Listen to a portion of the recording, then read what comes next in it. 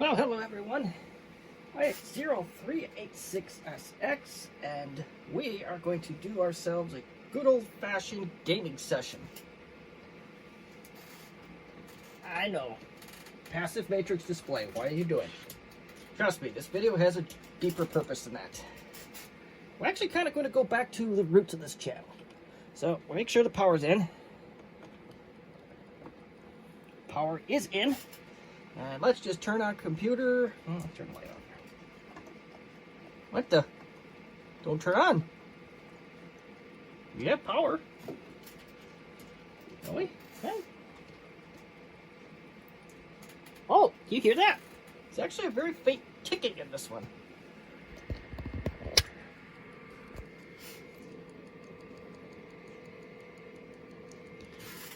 Yeah, so there's a very faint ticking in it, so it's going to be your first hint right there. So, the machine is dead. And just for the record, we are not actually going to game with this laptop, like ever. Maybe there's some text-only games that'll be good for, but you don't want to waste time with that on a passive matrix display. But hey, at least we had our soda ready for it, am I right? And yes, Sundrop is a soda, just for the record. It is bottled right in central Wisconsin, at least these returnable bottles are. I think it is available nationwide, but today we're not going to talk about Sundrop. Anywho, back to the subject at hand. There are 8 reasons why this particular laptop will not power on. It is a known issue in the Compaq LTE world. And no, it's not. You're going to be replacing 8 coin cell batteries. That's unfortunately not going to be that simple on this one.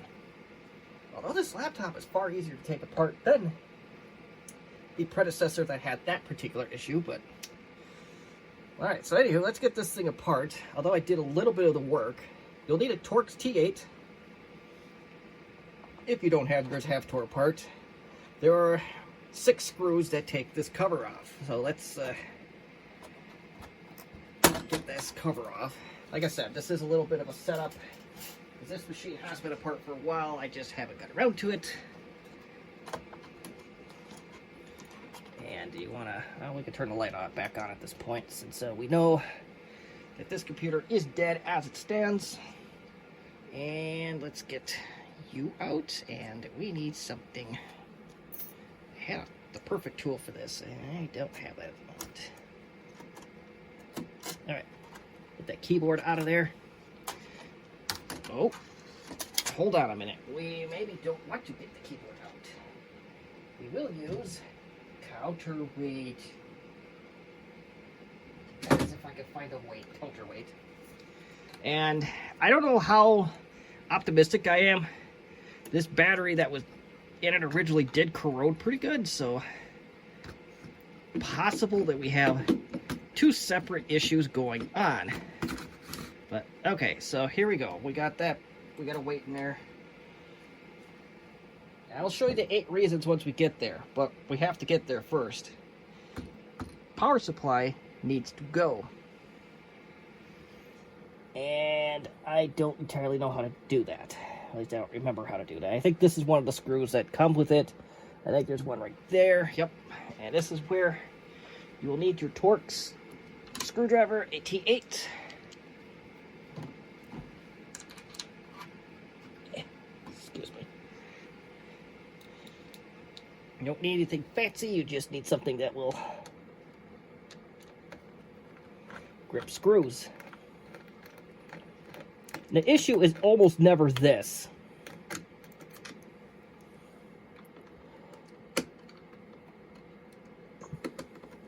And there was a Google Groups from the year 2000 that said this was a known issue way back when.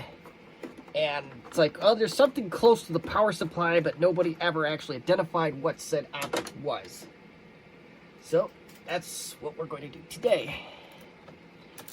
That is provided we do not find a corroded mess that is completely unrelated to what we're going to think we're going to fix anyway. I'm probably sure my head is in the way in that moment. I think there are screws in the back we must address. So we will address that.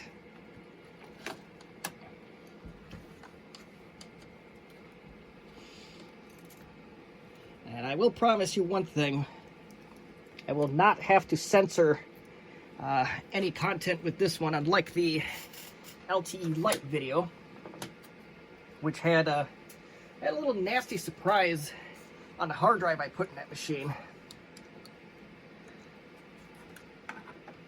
Or, if you're a teenage boy, it was a really pleasant surprise, but I am not a teenage boy, and I was certainly not expecting what was on a sealed drive to come up, so yeah, it was unpleasant.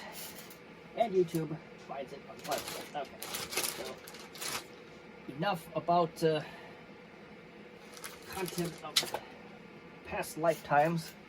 We have to pop this cover loose. I doubt this is the right tool, but well, we're gonna, you know what they say, send it. Well, maybe.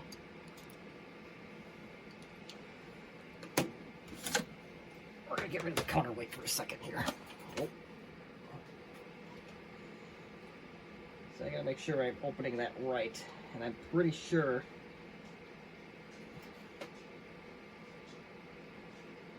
or do I hold that whole phone here? Hold on, this might just got easier.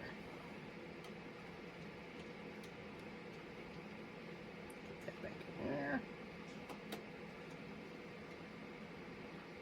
What if you guys take those two screws out? Let's find out. Oh, no, we don't have to take that apart. Okay, I was mistaken. I'll show you what I took apart here in a second. Let's see if I can safely do this. So, there are two screws where the power would plug in. Those gotta go.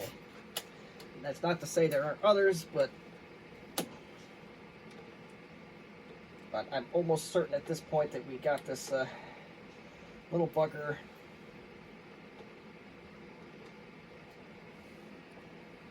covered.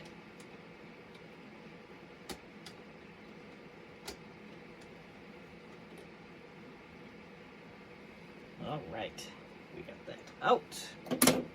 And we will get this back up the table here. I do realize that I am off camera at this point, and I do apologize for that.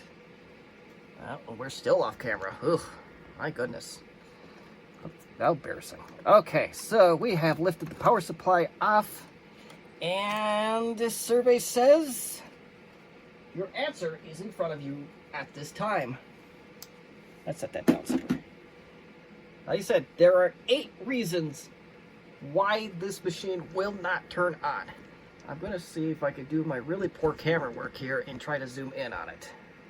Now, that's as best as we could do.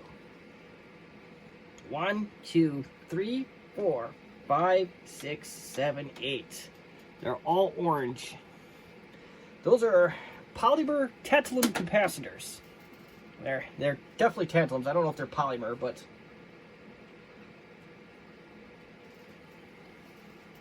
it's gonna be a long night. I gotta keep hydrated, so deal. But yeah, those are your 8 culprits. And I'm gonna have to go find the picture we took from the Facebook group. This is not 100% my work. Well, it's actually about 0% my work, but I knew of the issue, I just didn't know how to fix it. But now we know how to fix it. I have successfully fixed one of these, so I am hoping that we have many more repairs and we can keep many more of these machines from going into the dump or worse. So you can get rid of those in one of 2 ways. If you have a soldering iron that is skinny enough and desolder them, great. The heating station, the hot air guns work great too. But before we get into that, I'm going to go offline and I'm going to find the image in question, and I'll tell you exactly what values go where. Okay, well, the photo came out a little smaller than anticipated, but that's what we got here. As you can tell, your CPU is on this side, like it is here. And you got your 8 tantalum polymer caps now installed. Say what you will about the soldering job. That's not mine. Mine's probably not going to look any better, but his computer, along with the one motherboard that I already repaired, does, however, power up. So, say what you will, but it definitely functions. So, why I shared this particular photo, because this gentleman, I don't think he has a YouTube channel. He is a contributing member to the Compaq LTE, about a Facebook group. The 4 on the right are going to be 33 microfarad, 20 volt. And the ones on the left are going to be 330 UF microfarads and 20 volts.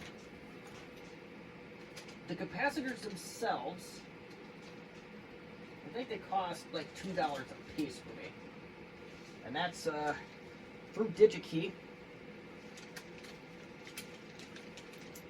Yeah, I don't remember exactly, but I got them through DigiKey. What a pain to get them, though, because, well, it wasn't all their fault, but there's definitely some faults with Mother Nature that took place there. I bought the vendor Vishay Sprague. Vishay Polytech and Vishay Sprague. I apologize if I'm mispronouncing those. But regardless, those will definitely do the job. They're a decent brand, and if you can get Panasonics or something else, more power to you. I don't really believe in going the, what's it called? It's the Chinese one. AliExpress or Alibaba or those services. That's more of a last resort because you get what you pay for, and it just doesn't really work well. So we got to desolder these puppies. Some people just try to carefully break them off. Little word of advice, you do risk ripping the pad off, and then you got a much bigger problem on your hands. And I don't see any immediate traces on this one, so good luck if you rip a pad off. But I'm going to try and desolder them. I'm not going to show that part, but I will show you my end result. With these orange tantalums are gone, and with the new Vishay polymers on. Now, the Google group says it's one of these two, now that I have the dots connected, but we're going to replace all 8 anyway, because that's just what we do. I knew another gentleman that only replaced the 4, and his still didn't power up. So, my theory that between the pieces, the dots being connected, it's these two. But replace all 8, I blabbed enough, so I'm going to do this, and we'll hopefully have a computer that works. I lied. One other thing to note, if you have capacitors that look exactly like this and they don't have the polarity marked on them, you will see this one, they have just the one leg, and these will have 2 legs on the other side, I think. Yeah, let me double check that. Yeah, you don't have that extra leg sticking out on one side. The side that has the piece licked out, or the extra leg, if you will, that's your positive. I'm going to be replacing with something like this. So, well, let's get the camera to behave. They'll have that white mark. So, the motherboard is marked positive, so whatever you want to do with that, that's, make sure your polarity's right, that's all.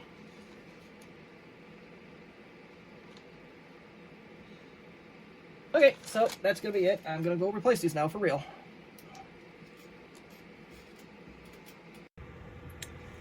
Alright, we are replaced, and that is what's left of them on the right. I want to believe that the ones on the left basically fused themselves to the system board, so it took quite a bit to get them off.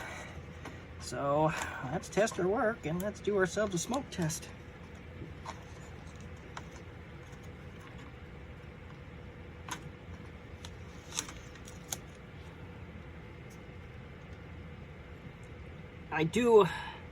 If you're afraid of a soldering iron, or here, hot air station, leave this one to the professionals. This is a very intense, very, very intense job.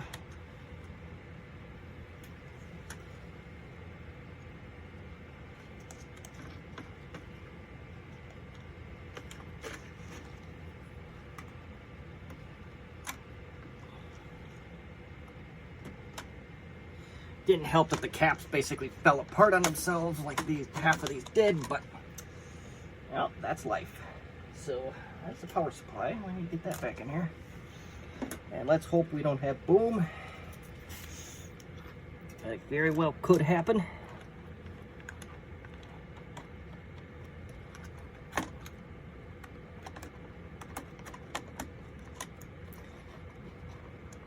Oh shit. Let's get that keyboard out of there just a little bit. Hopefully we don't have to pull it out in its entirety.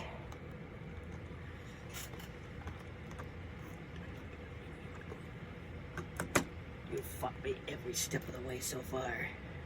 And okay, it's not good.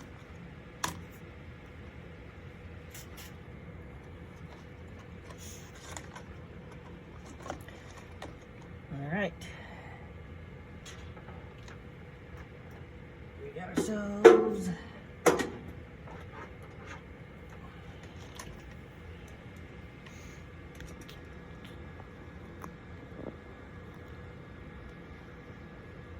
I know I don't have the covers on in their entirety.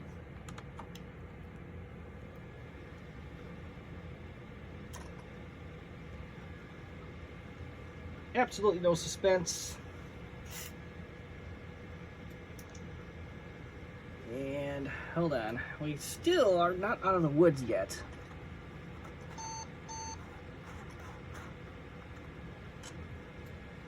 So I think our display is shot, or at least the inverter is shot, but how am I gonna test this? Hold on here, we have a light.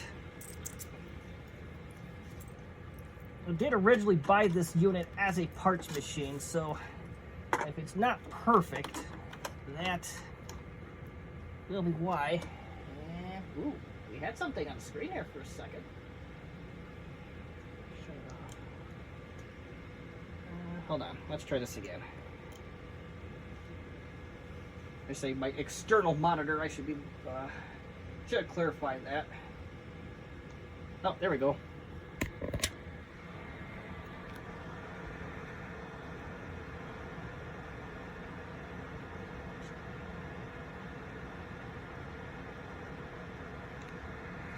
Looking for something that doesn't exist, so it's looking for a hard drive right now.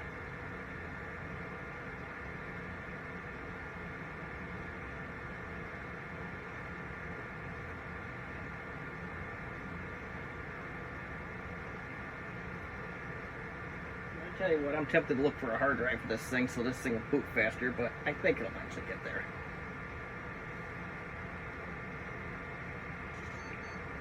There we go. And that's what's working on. So let's save their changes.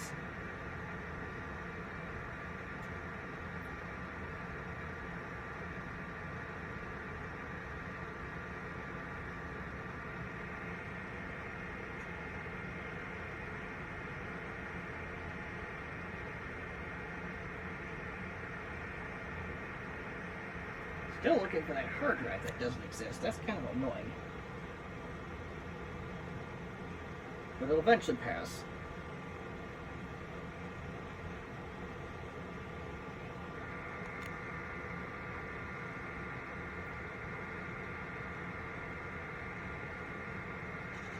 There you go. And there it is. There's no diskette or hard drive in the system, so that's what we got for now.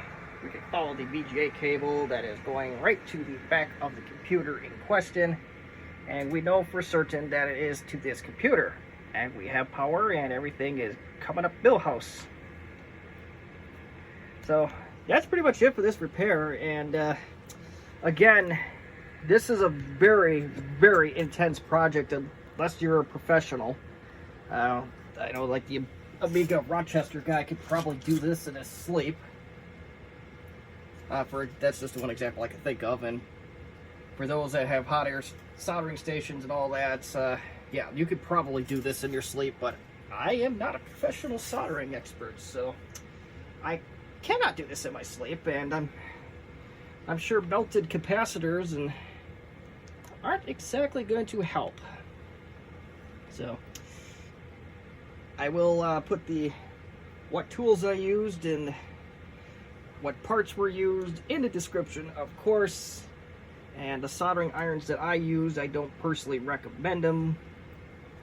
I used a combination of those two. The Weller did a much better job moving the junk here, the melted capacitors, so I would have something with a little bit more juice, a lot of solder, a lot of patience. So that's pretty much it. And I have a feeling we may be spinning off a video on how to restore inverter, or at least I hope we are, but we'll see. If you have any questions or comments or constructive criticism, as always, you may feel free to leave them in the comment section as you wish. Otherwise, thank you for watching and have yourselves a good one.